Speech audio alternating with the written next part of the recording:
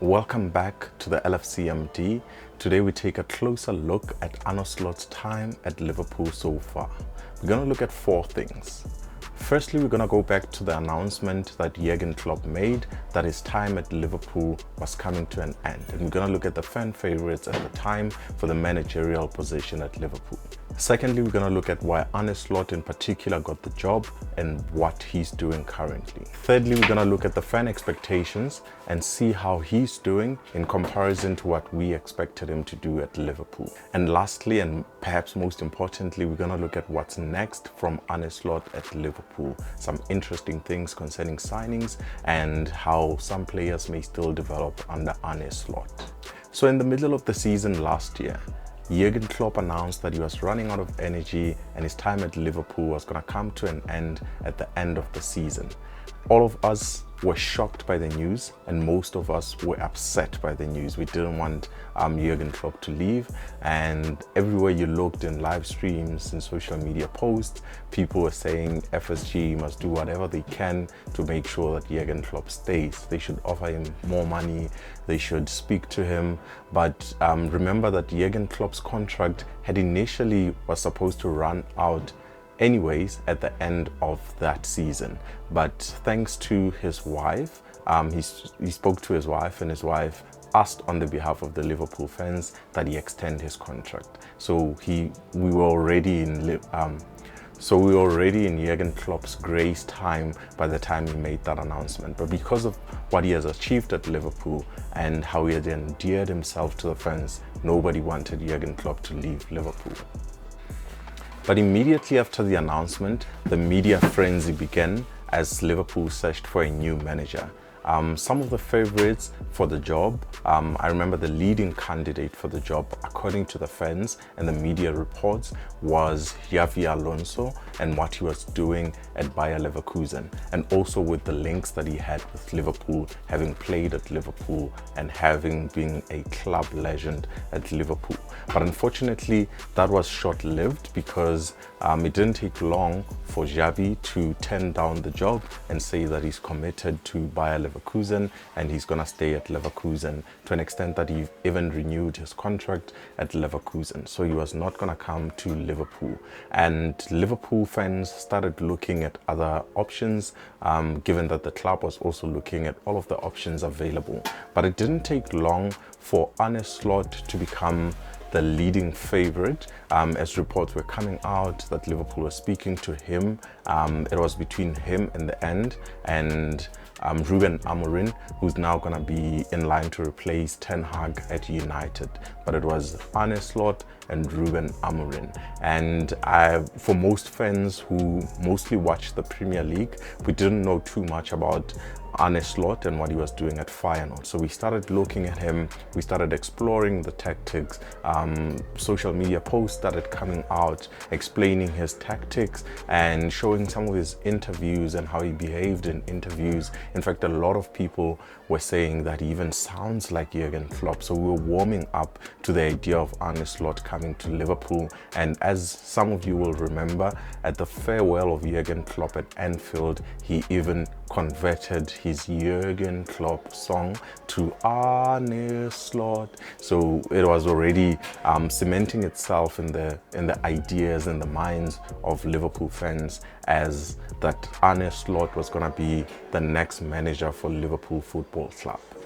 But here are a few of the reasons why perhaps Arne Slot got the job over the other candidates, and I don't think it's particularly just because Xavi was not available, but I think the relationship that Arne Slot already had with Pep Lijnders, who was already at Liverpool, and he revealed in an interview with the club recently that he had spoken to Pep Lijnders way before he even went to Feyenoord, when he was still thinking about his football philosophy and how Pep Lijnders had influenced some of his style of play, giving him good ideas about possession and how important it is to make some decisions in possession. So that may have been one of the first links that Liverpool and FSG looked at in hiring Arne Slot. Another reason could be that his style of play at Feyenoord was not too different from what Liverpool were doing with Jurgen Klopp. He still wanted to be pressing, though not as extreme in the pressing as Jurgen Klopp, but his teams were pressing teams and they wanted to win the ball higher up in the pitch, so they needed a lot of intensity and a lot of pace to be working to win the ball as soon as they lose it. So that was one of the similarities that the board might have looked at, and the people making the decision might have looked at and said, you know what, the similarities between the style of play might ensure that the transition from one manager to the other is not that difficult. That does not mean that it is a complete one-to-one, but it means that it's easier to transition between the two, given that the styles of play were not too different from each other. The board may have also looked at his previous success and looked at his winning mentality, that he's able to bring a mentality and a culture of winning to the club, and they may have also looked at his man management, but we'll look deeper into that in the upcoming section. So given the amazing run that Klopp had at Liverpool, the fans were divided in what to expect from Arne Slot, or what to expect from any new coming manager. Given that most fans and most people in Liverpool believed Jurgen Klopp to be quite a special one, even though he would define himself as the normal one. But what he did at Liverpool was considered special, given that he's a manager who didn't spend a lot of money. He's a manager who endeared himself deeply to the community and the surrounding areas and the fans of the club. He embodied the spirit of Liverpool, if there was such a thing. He understood the history and the past of Liverpool, so he was considered somewhat of a special manager for a club. And given that special position that he held in the hearts and minds of the people of Liverpool and Liverpool fans across the world, such as myself, we didn't know what can we reasonably expect from Arne Slot or a new manager coming in. But some of the key things that we were reasonably allowed to expect was that he was going to avoid a complete collapse, such as the one that we've seen when big managers like Arsene Wenger, like Sir Alex Ferguson, when they left their clubs, there was collapse for a long sustained period and they couldn't quite figure it out for many years. But the fan expectation was that we needed Arne Slot to avoid a complete collapse at the bare minimum, and we can all say that he has successfully done that, and in fact has done way more than that small expectation. But the second expectation that I believe everybody had in their hearts was that Arne Slot needed to achieve Champions League qualification at the very least in the league, because the team he inherited from Klopp was already challenging for the Premier League for sustained periods of last season. So the least we could expect from Arne Slot was Champions League qualification, and so far he seems to be in the running to do that and a bit more. One of the biggest problems that we had under Jurgen Klopp was that at times we found it difficult to break down, especially the deep-lying teams that just park the bus and let the bigger team play and have the ball. We would struggle with such teams hitting us on the counter. So that was one of the things that Arne Slot needed to remedy when he got to Liverpool. And so far, with the successful run that he's had so far, we can say that he has successfully done that. Expect the one game where Nottingham Forest came to Anfield and got a result, a positive result for them. But bar that, Arne Slot has been amazing and has shown that transition or the transformation of the team to be able to break down even the most stubborn of teams and get away with a result and get the team playing in a way that we can still break them down and create chances and score goals. So let's speak about the tactics of Arne Slot and how he's doing that so far. Contrary to what Jurgen Klopp did at Liverpool, especially in the midfield, Arne Slot deploys the double pivot, and I'm sure a lot of Liverpool fans have been hearing about double pivot so much this season because of Arne Slot. But there are two types of double pivots that Arne Slot deploys. So he plays a midfield of three midfielders. The first double pivot that he commonly plays is the two sitting, hypothetically, or the two 8s or the two 6s, and then a number 10 who has a bit of more room to go forward. But the two sitters for us right now, and also in inverted commas because they've been doing more than just sitting, have been McAllister and Rian Gravenberch. And given that it's a double pivot, one of them can go forward in attack knowing that the other one is covering for them. Now in the beginning of the season, it seemed like McAllister is taking more of the laid back role, more of the defensive role and covering role. But in recent games, we've seen that both of them actually interchange, and there have been games in which Rian Gravenberch has been sitting and McAllister has been going forward and being the creative one. So I think Arne Slot in the double pivot and what he's coaching into these players is doing quite well, and that may be one of the reasons on how he solved playing against some of the deeper lying teams and making sure that Liverpool stay compact while also creating chances of their own.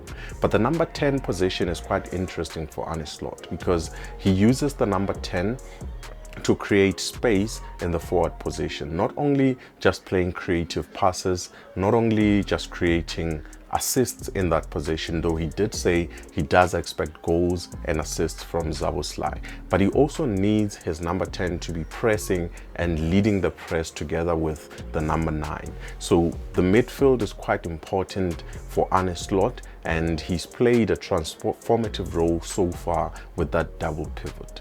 But another look at the double pivot that he often deployed in his previous team, deployed some of it in the preseason for Liverpool, especially in the game against Real Betis, and also deployed in the game last night against Brighton, is a different form of the double pivot where you have the two sitters, but also you have the two 10s. In the preseason game, he didn't have the two sitters, he had one sitter and the two 10s. So instead of having the triangle shaped midfield facing upward, he had the triangle, or the diamond as they call it in England, facing the opposite direction. That means now you have a bit more creativity going forward because you have two number 10s helping you going forward. But the way he deployed it against Brighton in the EFL Cup last night was that the two in the double pivot going forward, the two 10s also acted as the 9 and the false 9 in some of the positions going forward when we had the ball, because he didn't play any out and out striker last night. But we saw that Szoboszlai had permission to get in, and we saw in some of the attacks, especially in the chance that Szoboszlai missed, that he was basically playing as a false 9, and that's what the double pivot can allow them to do, be in midfield but also be having the freedom to occupy the forward positions and break teams down in that way. So we can see that Arne Slot is a tactician, and he's willing to change the game or change the tactics depending on the game that we're playing. But we've also seen Arne Slot become a man manager in his tactics as well. In the first game that we played, he started Gerald Kwanzaa. He saw that it wasn't going very well for Gerald Kwanzaa and substituted him at halftime. He didn't give any other excuse rather than saying that he didn't win enough duels.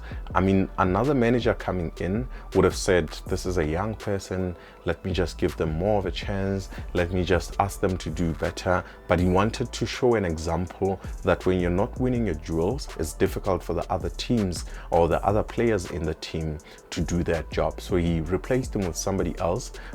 In this case, it was Ibrahima Konate, who's also shown his true form this season under Arne Slot, and he's playing quite brilliantly. But we can see that Arne Slot is not afraid to make the changes, and in his time at Liverpool so far, he substituted some of the big players such as Trent Alexander-Arnold. He was not very happy. We saw him sulking in the stands, but Arne Slot went to him, spoke to him, explained why he made the change, and in the press conference explained that it was a tactical change and that when things are not going quite well, he needs to make the change to give the team a chance to play better. So you can say with Arne Slot that the team and winning the game comes first to him more than making a player happy. He's also substituted Mo Salah, who wasn't very happy with being substituted, and this is not quite new. Mo Salah was not quite happy with being substituted under Jurgen Klopp as well. But we can say from a tactical point of view, Arne Slot has met the expectations of most of the fans, and we'll see him deploy more of the different tactics, especially the 2-10s going forward, as he has more time to train with the team and to play more with the team going forward. Now, while life has been great under Arne Slot at Liverpool, there's still a bit more that we can expect going forward. I think one of the things that we can expect is new signings. I don't think in January, but I think in the summer. I think Arne Slot is currently together with the team identifying players that are going to be improvements in the system in terms of fighting for positions or going straight into the starting lineup. We saw with Zubamendi and the interest in him in the previous summer, even though he declined to come. I don't think we'll sign Zubamendi specifically, but I think a Zubamendi type player might still be signed for Liverpool. But I think he will also look at other positions, and we just need to have a positive expectation towards the improvement that's coming under Arne Slot in the summer particularly. I think we can also expect some of the current contract situations to be ironed out. I think Virgil is going to sign. I think, in my opinion, Trent is also going to sign. I'm a bit worried about Mo Salah, but I think he still has a good season in him. So I would give him a 1-year extension, and then after that he can go and enjoy his life elsewhere. Thank you so much for watching this video. Please subscribe if you're not. Let us know in the comment if you enjoy content like this and what your thoughts are on Arne Slot so far at Liverpool.